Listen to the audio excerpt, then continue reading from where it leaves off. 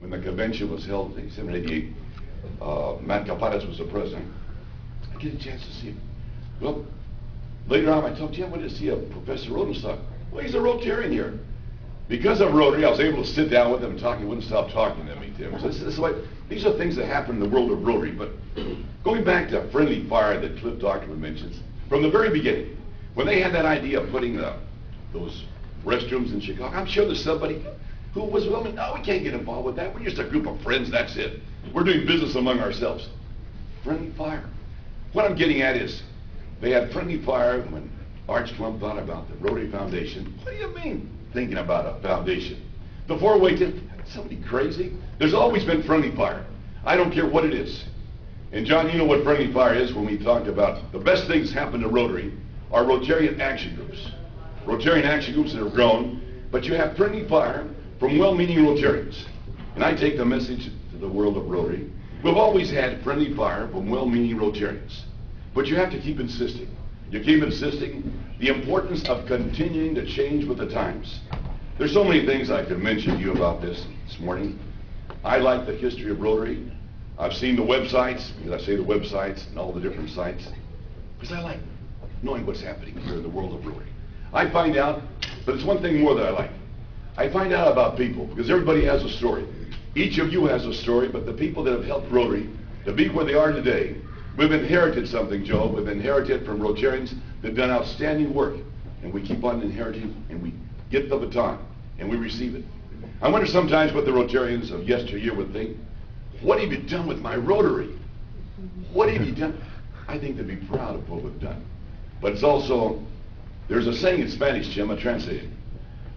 Bien nacidos, somos agradecidos. How would you translate that, Jim? You're the translator there. Las personas bien nacidas somos agradecidos. Give me the translation. Oh, wait. Fran, please. At this time of the morning, if you're well born, we have to be grateful. I think that's the way we are. We have to be grateful for so many people of yesteryear who did so much for Rotary. I find out who the past club presidents were in my club. I keep involved. If they've passed away, I try to keep involved with the family. The same way with the past district governors who passed away. Sometimes, stop and think. I wish you all a happy Father's Day, but I'm going to kiss off like all of us are going to kiss off one of these days. I hope it's not sooner, but whatever it is, that's the way life is. But I hope someday someone talks to one of my daughters or my grandchildren. Hey, I remember your father. He did a lot for Rotary. He worked for Rotary. Well, there's a lot of people who did exactly the same thing.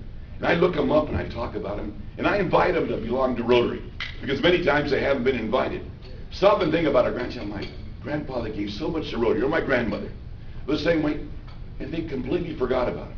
This is where history comes into play, that if you people remember history, and you remember the people involved, it means all the difference in the world. I have a collection of Rotary memorabilia. I love reading. Like right here, you gave me the thing, the history of Lahore, Rotary Club. I like reading those things. But I also like reading old magazines. I like talking to people about how Rotary was. They bring out, I have from the Rotarian, I have from the very beginning. I look over those things, I see the similarities, and I see the differences. Well, Bill, that's what Rotary is. You see the differences, and you see the similarities. But you also realize that you have to change with the times, and you have to face friendly fire. In my life as a business person, because I go down shopping centers, Jerry knows about this too, I look them over, I can buy a lot of buying at times too. Jerry helped me out on that. And I observe businesses that are there, and those that are no longer there. Now think back, some just evaporate, and some are just barely hanging on, man. It's just the way life is. But Phil, I don't know if you've noticed that, there's some that are invigorated. They stay with, they know how to change with the times. Rotary is one of those organizations that knows how to change with the times.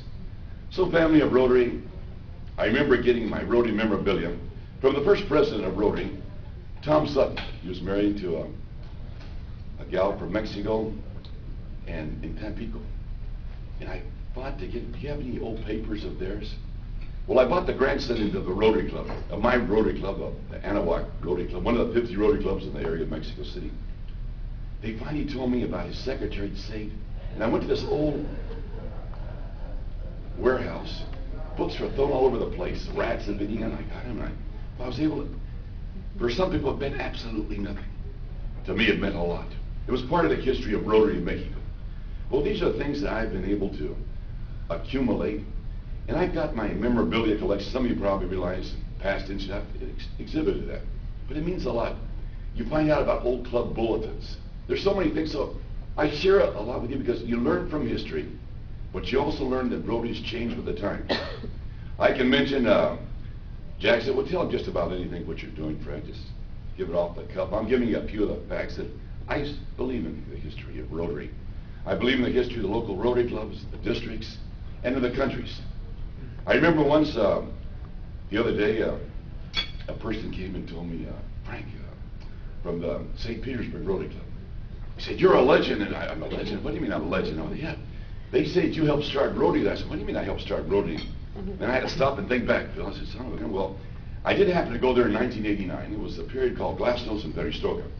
I talked to Hugh Arch, I'm going to go to Russia, at the time Soviet Union, and I'm just, what about Rotary? He said, Frank, we're not going to have Rotary in the Soviet Union, and you're going to go there extra officially. Well, I happened to, I showed up there and I spoke with the minister, who was our ambassador, Jose Luis Bremer, and I said, I was going to go see a person who operates on ice, Fyodorov, who later became a candidate for the presidency of Russia, the Soviet Union this time. He was later killed in a helicopter accident. But he needed to have an invitation from the government of Mexico. I arranged for it. He's my good friend, so he made the invitation. But I said, while I'm at it, I'm looking at Rotary clubs. Is there anything similar to Rotary clubs? Well, no, there's nothing similar in the Soviet Union, except for culture relations. I said, well, probably with Valentina. Well, I'll put you in contact with her. Valentina was a famous cosmonaut. Remember the cosmonaut, Valentina? So I spoke at her office, and they gave me an invitation to 15 different cities in the Soviet Union. Those are about like 5 different countries. I had to figure out, was it Georgia, and Ukraine, Uzbekistan, Tashkent. I went to all these places. Everywhere I went, and this is a part of the history of Rotary that I like, and I share this with you. I would show up, and it was like in the movie of Dr. Zhivago. I would sit down with the person, and they always had a translator there, and they always had some vodka in front. My wife, my family, it's very cheap to go to the Soviet Union at that time. It cost $1 for champagne, $1 for caviar. Things have changed. And the black market, what's a black market? You show up and say, come over here, and they give you rupees for your dollars, you know what I mean? So it came out to be but the unique thing, I would sit down, and this is the world of Rotary, John. I would sit down, and I get this vodka in front of me. It was always like the same. It was like I could see the older persons who were involved. It was like the movie talk. They had a hard time understanding the changes that come about. And I talk about Rotary, they'd always bring out a file.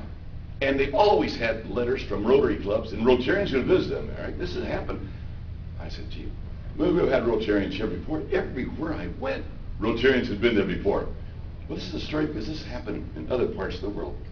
I said, well, I just talk, I tell them the same thing that you would do about what Rotary does, how Rotary adapts to different cultures, different ways of the world. That's a unique thing about Rotary. And in a sense, we do help promote better understanding among people, bringing people together. Well, 6 months after I was there, somehow Rotary got involved just by a quirk. Well, they think I was in St. Petersburg. It was called Leningrad at that time. And I met this person who was the finance minister, who was the person in charge.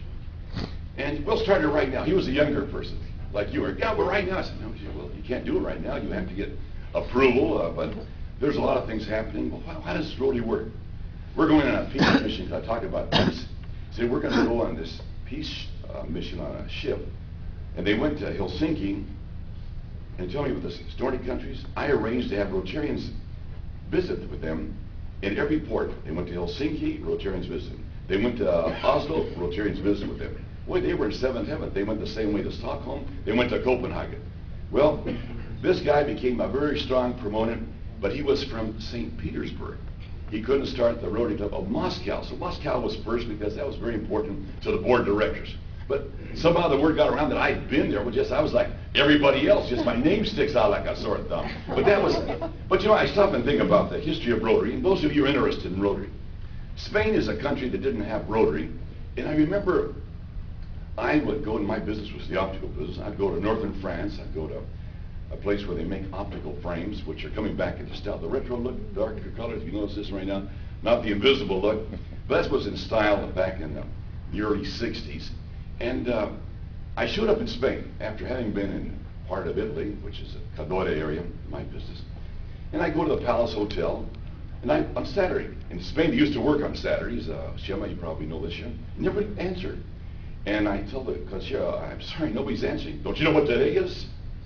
They almost, this Spanish have this way, Shema, as you know, and I said, well, what do you mean, what is today?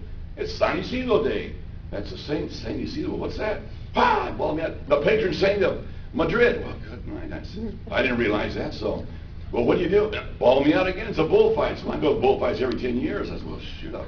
I'll go to the bullfight. So I showed up, and they gave me a good seats, you know, no, it's like here for the Lakers, there's no, but if you pay the price, you'll find tickets. So I showed up, I go to the bullfight, and this is part of the history. Remember, there was no Rotary clubs.